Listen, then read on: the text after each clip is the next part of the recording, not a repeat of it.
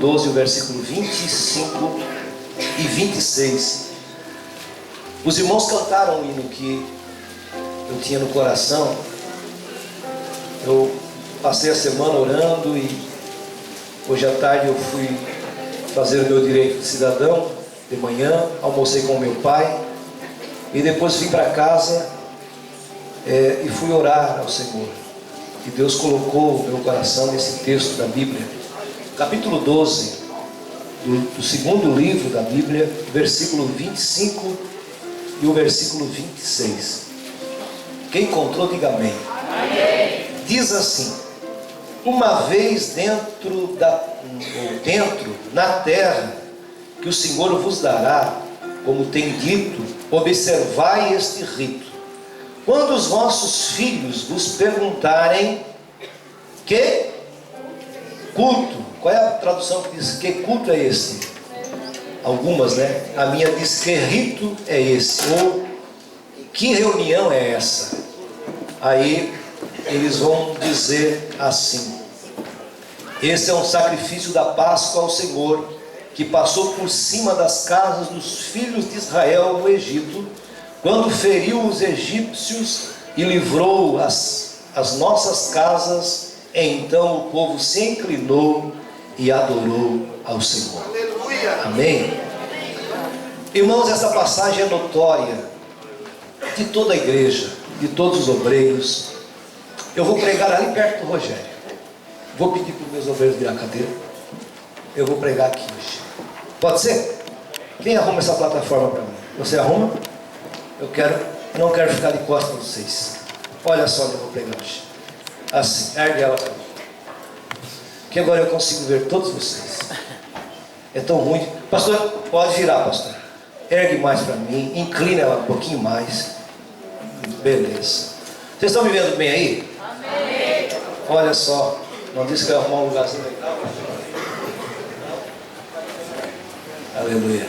Senhor, pega. Estou vendo todos vocês. Filmadora também. Tudo legal. Por que eu resolvi voltar para cá? Eu até estou pensando em fazer um púlpito aqui atrás. Não, é assim, é muito triste eu ficar de costas para vocês. Eu não me sinto bem ficar de costas. Eu vou ficar um pouco engessado aqui. O Lucas vai dar glória, que está do meu lado aqui agora. Você também. Me ajuda, né? Miroca também. Por quê, pastor? Porque a gente, quando está de costas, não sabe o que está acontecendo, né? E é tão feio. Maurinho, está ali o Maurinho, né? Se puder baixar esses microfones novos, aí fica legal. Aí fica bom, olha só. Tudo eficiente, tudo legal. Eu não tenho muito tempo, mas eu queria umas 2 horas. O Antônio que está lá. O Antônio, Deus abençoe o senhor para vir. O Antônio Sacro, eu estava preocupado com o senhor. Já fui umas 2 vezes ali. Mas o senhor está aí. Nós estamos felizes pelo senhor. Sua esposa está? Oh, que bom. Glória a Deus. Deus abençoe a senhora também.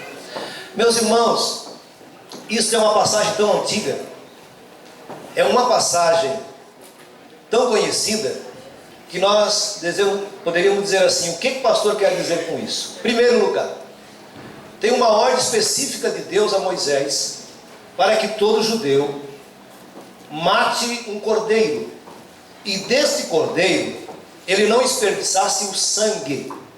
Por que eu vou falar de sangue e de cordeiro? Porque nós estamos num culto de Santa Ceia. Este cordeiro, que era oferecido em sacrifício, foi num dia memorável, num dia em que o povo judeu jamais poderia se esquecer. Seria a libertação deles, eles sairiam do Egito, tirado pela mão de Deus.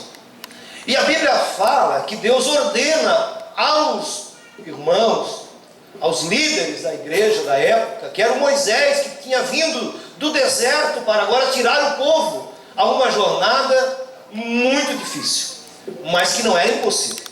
Era difícil aos olhos do homem, mas não impossível a Deus, porque para Deus todas as coisas são possíveis. E quando nós olhamos para a Bíblia, logo nós entendemos que Deus queria que esse povo fosse poupado da morte que ele passaria no Egito para matar os primogênitos. Desde o reinado de Faraó até aquele que morava no montouro, ao mais pobre que existisse. Desde o homem até o animal, todo primogênito morreria naquela noite, com exceção das casas que tivessem nos umbrais das portas o sangue do Cordeiro imaculado, para livrar a casa do anjo da morte que passaria naquela noite. Vocês poderiam me perguntar: pastor, será que algum judeu desobedeceu esta ordem de Moisés? Pode ser. Nós podemos conjecturar que alguns não acreditaram e não mataram o cordeiro, e não imolaram o cordeiro, e não se reuniram nas suas casas e nem ofereceram a Deus a honra e a glória. Eles saem de dentro da rua e eles são ordenados a entrar dentro das suas casas. E uma coisa que chama atenção é que a tradição judaica jamais permitiria que alguém entrasse de sandálias dentro da sua casa, ou que alguém entrasse com um cajado dentro da sua casa. Mas desta feita, Deus diz o seguinte: vocês vão cear nesta noite, com as sandálias nos pés, com o seu bordão, porque a hora que eu mandar vocês partirem, vocês vão ter que sair e não olhar para trás. O que nós aprendemos com isso? Nós aprendemos com isso que nós estamos vivendo num mundo em que o mundo tenta tirar a nossa visão do céu, e que Deus está dizendo para nós que num abrir e fechar de olhos, Ele vai vir arrebatar a sua igreja. E quem estiver ainda com a marca do sangue do Cordeiro na sua vida, ele vai subir dando glória a Deus e aleluia. Me escute só. Existiu nesta noite 3 tipos de culto. Existiu um culto, que é o culto verdadeiro, que eu quero falar dele. Existiria um culto de inovações, e existia um culto fúnebre naquela noite. Numa noite só havia 3 tipos de cerimônia. Uma cerimônia de inovação. Qual é a cerimônia de inovação? É aquela cerimônia, aquele culto, quando você chega, é aquele culto moderno, que nós já estamos adentrando nele. Nós adentramos ao templo, nós não oferecemos sacrifício ao nosso Deus. Nós entramos no templo e não prostramos os nossos pensamentos, se não pudermos prostrar os nossos joelhos, não prostramos os nossos pensamentos a Ele. É um culto moderno, é um culto de etiqueta, é um culto de grife, é um culto de bons ternos, é um culto de bons músicos, é um culto de boas roupas, de bons perfumes, é um culto de boas aparências, é um culto de uma bonita igreja, é um culto de uma multidão, mas é um culto muitas vezes que nós não reverenciamos e não adoramos ao nosso Deus. Esse é um culto inovado. O que é um culto inovado? O culto moderno, inovado, é aquela qualidade de culto que só se faz barulho, que não se tem adoração, que não se tem aquele gosto de estar na presença de Deus. É aquele culto que se faz meramente para agradar o ser humano e não para agradar a Deus. É os cultos que nós estamos vivendo hoje. É aquele culto sem o cordeiro. É aquele culto sem os pães asmos. É aquele culto sem tirar o fermento da massa.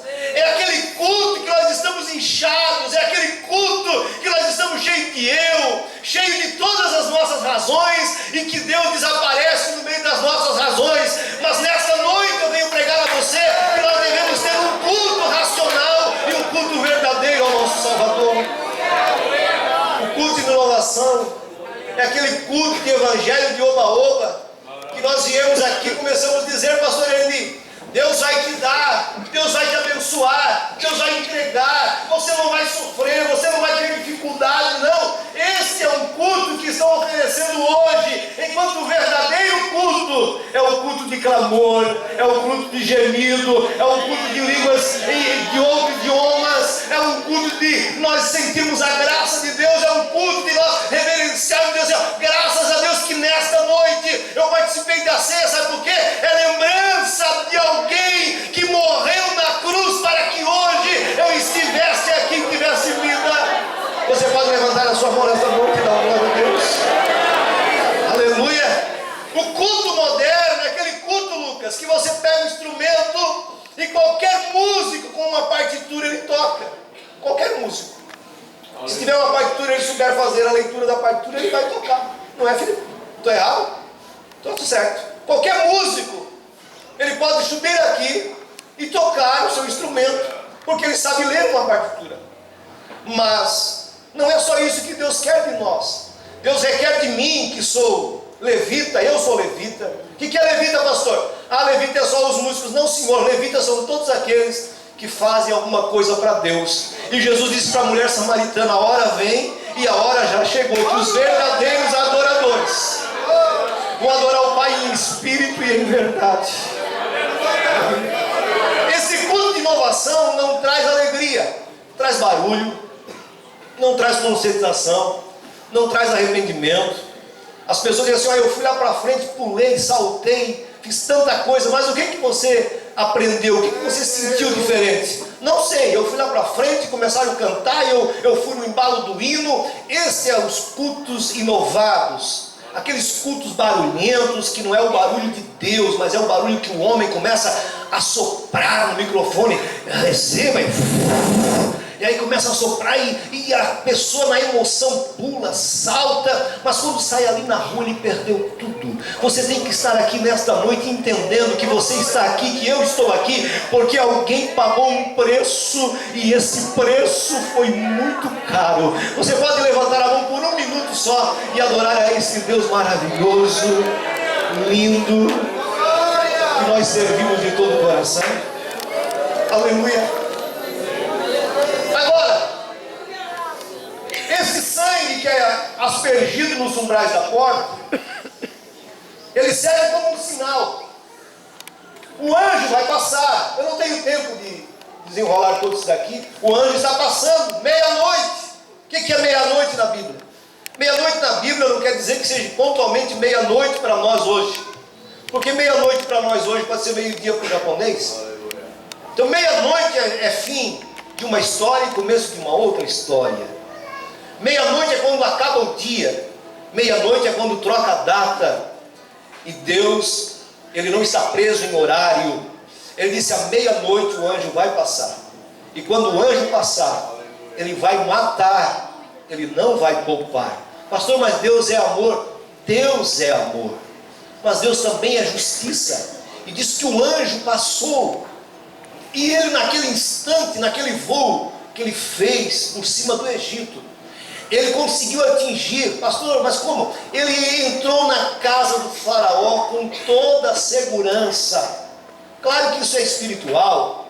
A morte do primogênito do faraó, a morte desde o faraó até o mais pobre que vivia no montouro. Quem é que vivia no montouro?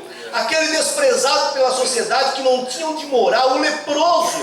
Diz a Bíblia que o filho, desde faraó até o mais pobre, foi morto naquela noite. Desde o animal mais pequeno ao mais grande, todos morreram. E quando naquela noite o povo está assando carne, comendo ervas amargosas e pães asmos, levanta um grande pranto dentro daquela cidade. O faraó sai com os filhos nos braços. Os donos das casas saem dentro de casa dizendo: meu filho morreu. E isso dá um grande clamor, e tem até um versículo bíblico para isso. Ouviu-se um grande clamor, e eles começaram a chorar e dizer: o que está acontecendo? É o que vai acontecer com o mundo quando a igreja for arrebatada. A igreja estará em festa, em alegria, e o mundo estará dizendo: o que aconteceu? Cadê meu irmão? Cadê minha mãe? Cadê meu filho? Eles sumiram, eles foram embora, eles foram para Sião. Você ainda tem essa esperança? Levanta a sua mão. Levanta, você tem essa esperança?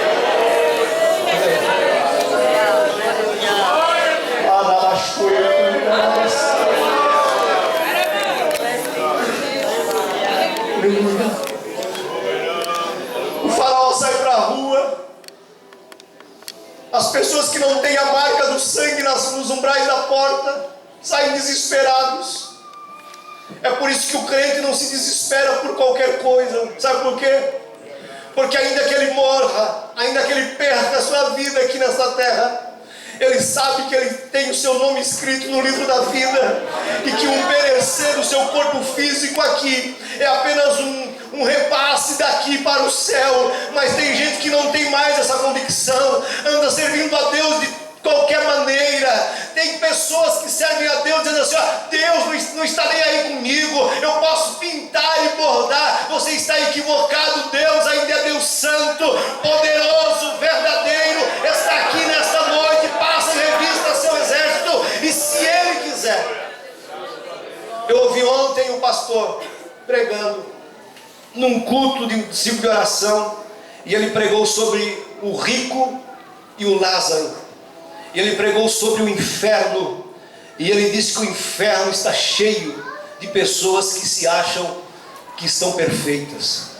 O inferno está cheio, ou vai estar cheio, de pessoas que pensam que por estar atrás de uma placa de uma igreja, de carregar uma Bíblia embaixo do braço, lhe garante a salvação. Não, não, não. A salvação está garantida para aqueles que lavam todos os dias as suas vestes no sangue do Cordeiro de Deus.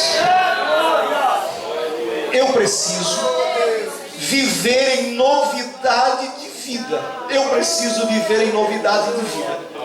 As experiências passadas servem para edificar a minha fé, servem, mas eu não posso abalizar a minha fé no que eu vivi há 10 anos passado. Eu preciso viver a vida de hoje como se Cristo voltasse amanhã. Eu preciso estar de bem com os meus irmãos que estão na minha retaguarda, que estão na minha esquerda, na minha direita, que estão na minha frente, os que moram do lado da minha casa. Eu preciso estar de bem com todo mundo. Sabe por quê? Porque a Bíblia diz: seguir a paz e a comunhão, sem a qual ninguém verá o Senhor. Agora, eu não posso comungar com o mundo. Olha, hoje eu estava no meio de pessoas não crentes, e começou a sair algumas coisas. Eu não sei se você ouviu, ou se você viu esse vídeo que está no Facebook, de uma irmã que foi numa festa, e ela chegou na festa, uma pregadora, ela chegou na festa, e ela ficou na festa até um determinado momento. Aí quando ela viu que as coisas começaram a ficar ruim, ela percebeu que o seu acompanhante saiu do ambiente, e ela disse para sua tia: tia, eu vou ter que ir embora, porque o homem que veio comigo já se retirou. E ela disse assim: mas ninguém veio contigo. Não, ele veio comigo e ele já saiu. Ele disse que acabou, que ele não está mais aqui, e ele está me esperando lá na porta. A partir desse momento, se eu continuar aqui, eu não sei o que pode acontecer com a minha vida. Ela saiu porque Jesus disse assim: eu já estou saindo, eu não estou mais aqui nesse lugar. Nós temos que entender quando Jesus está no ambiente, quando Ele não está mais. Né, irmãs? Né, pastor Francisco? Tem vezes que Jesus já se afastou e nós estamos pensando: Jesus está igual o Sansão, pode me amarrar de novo que eu vou escapar. E quando ele pensou que ia escapar mais uma vez, Deus não estava mais com ele. Com muita educação, você diga para a sua irmã e para o seu irmão: Jesus tem que estar sempre conosco. Muito respeito. Ah, Lucas? Jesus tem que estar sempre conosco. Tem vezes, irmã, como é que é o nome da senhora? Da senhorita? Irmã Márcia. Tem vezes que Jesus já saiu, e nós persistimos em ficar em determinado lugar, e ele diz: não, eu já saí, você está sozinho aí. E quando Jesus sai, ele está dizendo assim: ó, eu já não habito mais nesse lugar, porque virou até em rodinha de crente, irmão. Tem roda de crentes, vou falar de jovens, de adolescentes, de crianças, porque se eu disser assim só os jovens, eu pego no pé dos jovens. Não, tem roda de jovens, de crentes velhos, crentes muito velhos na fé, que às vezes começa no espírito e acaba na carne. Jesus sempre diz assim: ó, é melhor começar na carne e terminar no espírito, começar no espírito e acabar na carne. Começa na carne, começa a cantar uns hinos, daqui a pouco você tem vontade de falar línguas estranhas. Agora, você lembra quando os crentes iam na casa um do outro? Eu peguei esse bom tempo, que nós chegávamos na casa de alguém, antes de sair. Não era pastor, era qualquer pessoa que estivesse visitando, porque eu passei isso. Fui na casa do irmão Tião Gaiteiro, fui na casa de outros irmãos aqui na Santa Luzia, quando eu era ainda lá na Veneza, eu achava a coisa mais linda. Quando ia sair de dentro da casa do irmão, vamos orar. Aleluia. Hoje você vai em casa de crente, que você vai às vezes levar ceia, ou você vai fazer uma visita. Eu não quero ofender ninguém, mas tem crente que nem a televisão desliga para você fazer uma oração.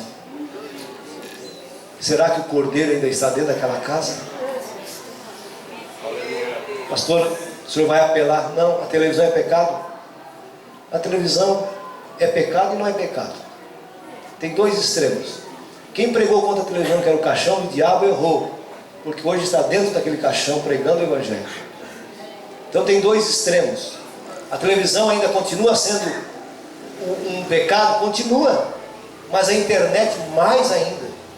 A internet, as coisas que o mundo está jogando contra nós, é para tirar o brilho do Cordeiro de Deus na nossa vida. Às vezes, eu não vou falar porque está sendo filmado, mas tem vezes que nós achamos que tudo que nós fizemos está legal, e Jesus está dizendo assim: eu já não estou mais aí, eu já saí. E você lembra de um moço que teve um sonho, e ele viu os anjos descendo e subindo? Quem lembra o nome dele? Jacó. Ele colocou uma pedra como um travesseiro, e ele dormiu ali, cansado, e ele viu os anjos descendo e subindo, mas o sono era tão grande que ele estava passando, tão cansado, que ele não conseguiu, irmão Alguinho, levantar daquele travesseiro de pedra, mas ele viu os anjos descendo e subindo, e quando ele acordou, diz a Bíblia que ele diz assim, na verdade, Deus estava nesse lugar e eu não sabia. É Deus. Tem muita gente que entrou aqui e pensa que é apenas um culto. Não, não é apenas um culto. Nenhum culto é apenas um culto. É sempre um encontro com Deus. Mas o encontro com Deus é só na igreja? Não. Deus se encontra com você em qualquer lugar.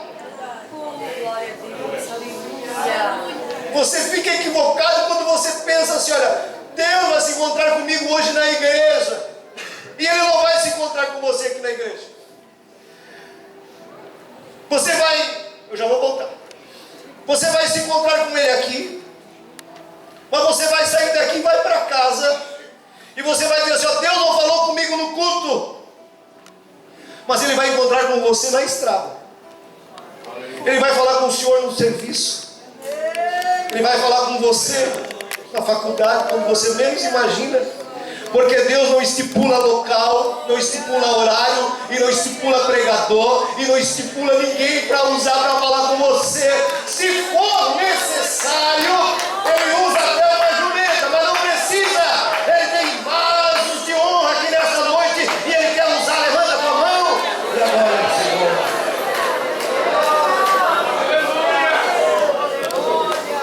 Agora tem um culto fúnebre. Enquanto tem festa, você já viu quando você assa carne, né? Por mais ruim que seja a carne, Maurinho, tem fumaça e tem cheiro bom. E os hebreus estão assando carne, comendo carne com pães asmos, enquanto os egípcios estão fazendo o quê? Chorando. Vão realizar uma reunião fúnebre, vão cremar os filhos, vão sepultar os filhos, os primogênitos dos gados, das casas, e os hebreus, fumaça, carne assada, pães asmos, ervas amargosas, glorificando a Deus. Antes de receber a vitória, ele já estava adorando a Deus. Você quer receber a tua vitória? Comece a adorar a Deus antes de ganhar a sua vitória. Tenha fé. Eles estavam adorando a Deus. Quase 430 anos no Egito. Agora eles têm que sair. Agora esse culto fúnebre é sem alegria. Os nossos cultos não podem ser sem alegria. Tem que ser um culto alegre. Por que alegre, pastor? Olha, a Bíblia não diz, e muitos pregadores dizem, né? E usa esse versículo que não é legal usar, mas dizem que na presença de Deus até a tristeza salta a alegria. Mas é na presença do crocodilo, do Leviatã. Esse versículo não é para isso. Mas eu posso dizer que aonde Jesus está, tem alegria. Se Jesus estiver aqui no nosso meio, você é um crente alegre. Pastor, mas os meus problemas, quem é que não tem problema aqui? Levante a mão. Quem não tem? Até o mais jovem que está aqui, a não ser uma criança que ainda não tenha entendimento, raciocínio, todos nós temos problemas. Mas por isso nós deixamos de ser alegres? Não, Jesus disse assim, ó, no mundo tereis, mas tem bom ânimo. Aí não continua o versículo, tem gente que continua aqui, o versículo diz assim, ó, porque eu venci o mundo e vós também vencereis. Não existe isso. Ele só disse, eu venci o mundo. E Ele manda nós seguir as suas pisadas. Enquanto eles estavam num culto triste, sem glória a Deus, você sabe aquele negócio que já tem que trazer R$1 para oferecer para os crentes da glória a Deus? Esse dia eu cheguei em casa, eu gosto de ver um jornal, alguma coisa. Cheguei em casa, liguei a TV, fui assistir o jornal, estava passando lá uma vergonheira de alguém. Aí o irmão Viana ainda fez menção ontem lá na Mina do Mato, que alguém saiu na rua e ele dizia assim, ó, o nome do time, e a torcida gritava, é o nosso herói. Ele dizia o nome do time e aquela torcida organizada, ele dizia, é o nosso herói. Agora nós estamos diante de um grande herói que perdoou meus pecados, que lavou a minha alma. Nós temos que pedir para dar glória a Deus e aleluia, porque os crentes não sentem mais prazer de dizer assim, Jesus, eu te dou glória, louvor, eu te adoro. Pastor, é porque o Senhor não sabe que o meu jeito de adorar é desse jeito, quietinho. Se você é quietinho aqui na igreja, imagina como é que é em casa para adorar a Deus. Nós temos que ser espaventados, fazer um barulhão. Se Deus te usa dessa forma, contagia, meu irmão.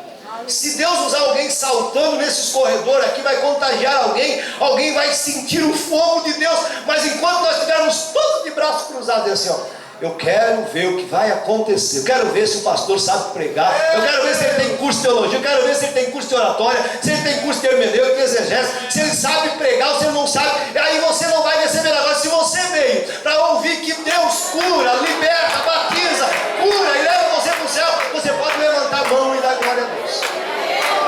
João Batista tinha 3 sermões. Primeiro, arrependei-vos porque é chegado o reino de Deus. Era um sermão que João Batista tinha. Segundo, o machado está posto à raiz da árvore. Toda árvore que não produzir fruto será cortada. E a terceira era pior ainda. Ele dizia assim, raças de víboras. Chamava de cobra. Quem ensinou vocês a fugir da ira vindoura, produzir frutos dignos de arrependimento, e cada um seja batizado para a remissão dos pecados. Era 3 mensagens só. Hoje, ninguém, se eu pregar essa mensagem, outro culto aqui, eles vão dizer assim, ó, pastor está sem mensagem, está repetindo a mensagem. João Batista pregava sempre no mesmo dia, ele saía gritando, o machado está posto à raiz da árvore. Isso é para os crentes, o machado na raiz da árvore. O arrependimento é para quem não é crente. Mas o machado posto à raiz das árvores é para o crente. O crente que não produzir fruto, o machado está na raiz. Mateus 3:10. O machado está na raiz da árvore. Toda árvore que não produzir fruto será? Será o quê? Jesus suportou muitas afrontas. Jesus suportou Pedro negar ele. Jesus suportou muitas humilhações. Mas quando ele procurou fruto em uma figueira e ele não achou, o que ele fez? Amaldiçoou. Você é videira na casa de Deus. Você está aqui para produzir frutos. Você não está aqui para dividir crente da igreja. Não. Você não está aqui para visitar crente e colocar coisa ruim na cabeça dos crentes. Falando nisso, já vou aproveitar um gancho aqui, que não é revelação, mas é verdadeiro. Toda a arrecadação da igreja deve ser canalizada pela associação ABC. Ninguém tem autonomia de passar nas casas e pedir alimentação para ninguém, porque nós temos uma associação e a gente sabe que a associação faz um lindo trabalho e está aí todas as notas do que foi comprado.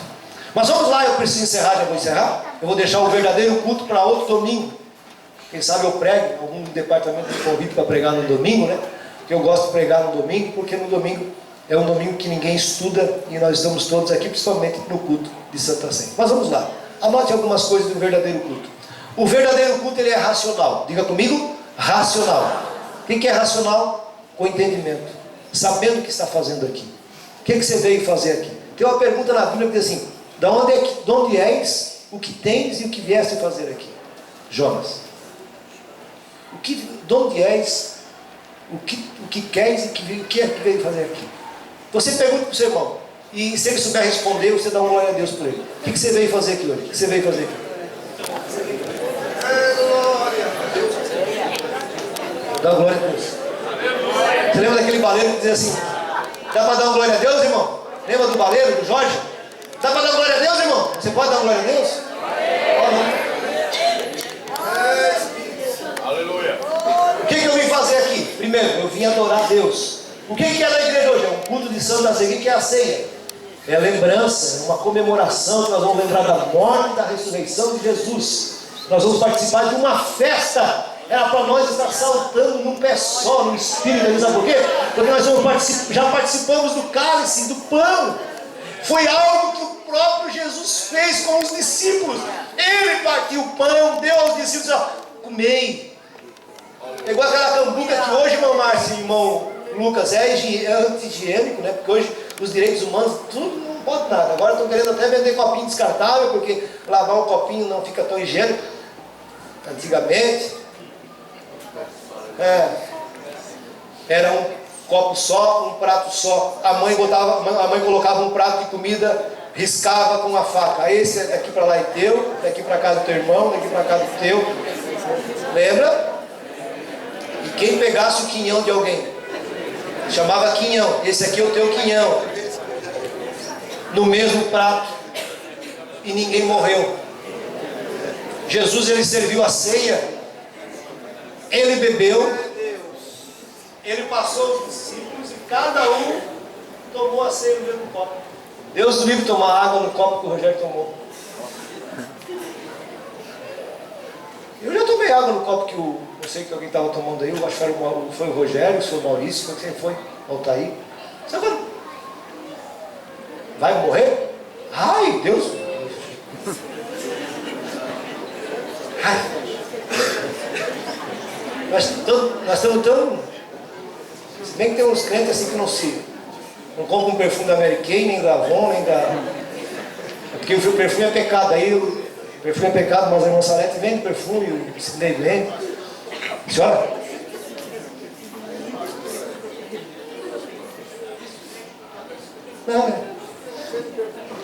Não, mas eu digo que eu tomei no copo. No mesmo copo. Tem gente que diz assim: mas hoje está tudo... se eu pegar aquele copo, eu acho que a irmã... Né? Claro que a gente sabe que hoje nós estamos mais higiênicos, é descartável. Mas quantos beberam água nas mesmas canecas?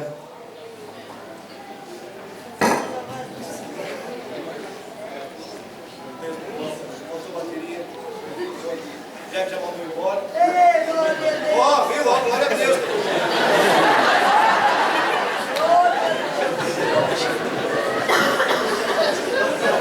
Aleluia. Você traz um retorno para mim aqui agora. Eu já estou indo embora assim. Nós já vamos embora para ver o Fantástico. Pode ficar tranquilo.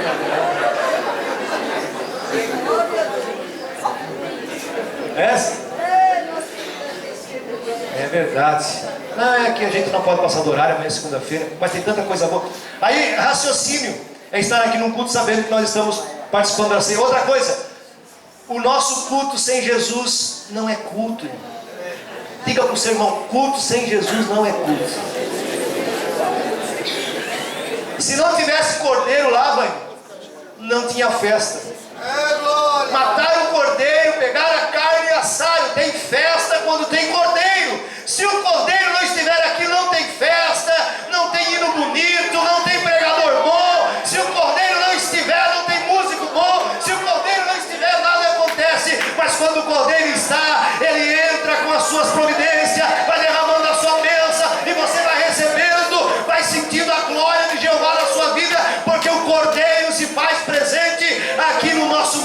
nesta noite. Uma outra coisa que tem que ter no meio de um culto verdadeiro é o Senhor passeando no nosso meio.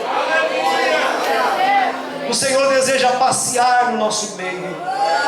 Ele deseja estar aqui. O verdadeiro culto, nós temos que sentir que Jesus entrou na igreja, está conosco na igreja. Nós temos que entender que enquanto nós estamos na presença de Deus, Ele está pelejando por nós lá na rua, Ele está pelejando por nós nas causas impossíveis. Nós temos que crer que enquanto nós estamos adorando a Deus em espírito e em verdade, Ele está cuidando da nossa vida de uma maneira especial que você não entende. Você diz assim: mas o que está acontecendo? É Deus pelejando, abrindo porta de empregos, arrumando casamento para você, quando você está na presença de Deus. Agora não tente você querer fazer com as suas próprias mãos. Agora que vai ficar bom, eu vou parar. Onde é que eu preciso de um retorno nessa caixa do conjunto aqui? Só um pouquinho, eu já vou encerrar.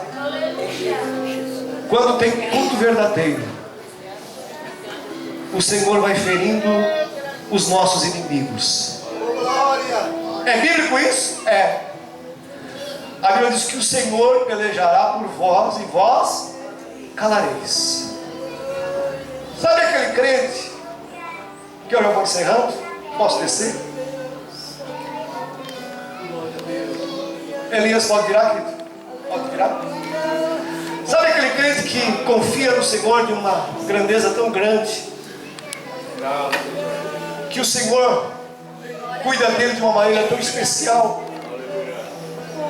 Pastor Geraldo é aquele crente que ele tem um problemão para resolver em casa, mas ele crê em Deus de uma forma tão gloriosa, que ele diz assim: olha, se eu me colocar aos pés do Senhor, o Senhor vai ferir os meus adversários, vai ungir a minha cabeça com óleo, eu vou sair com o gozo da alegria de dentro da igreja, porque o Senhor entra na minha casa, o Senhor entra na minha vida, o Senhor peleja por mim. A Bíblia diz que ainda que nós estejamos dormindo, Ele está cuidando de nós. A sua mão protetora está sobre a minha e sobre a tua vida, e muitas vezes nós não enxergamos isso. Nós só enxergamos o visível, o palpável, mas as mãos de Deus estão sobre nós, nos livrando, nos protegendo, nos dando vitória, tirando as ciladas dos adversários que estão sobre a nossa vida. Sabe, você está aqui nessa noite porque Deus tem cuidado disso. Nunca nós devemos dizer: ah, estou aqui porque eu me vigiei tanto, eu me guardei, eu me purifiquei. Não, você está aqui porque Deus estendeu a sua mão sobre as suas vidas, e quando Ele entra para passear no nosso meio, você pode ter certeza que algo vai acontecer na sua vida. Eu quero ouvir você dar glória a Deus, levantar a sua mão um minuto só, e começar a adorar o Senhor. Vamos adorar. Aleluia. Eu nunca cheguei perto de vocês pregando, nunca cheguei.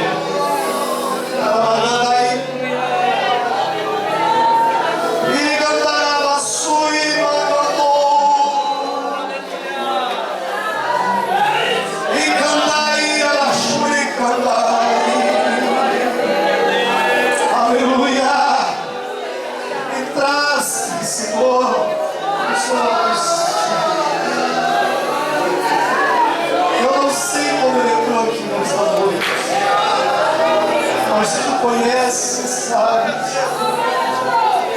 E quando eu queria entrar aqui, Senhor, eu senti vir aqui dar um abraço para esse povo. Meu servo que está a trabalho, mas precisa, Senhor, da tua graça e da tua misericórdia, em nome de Jesus.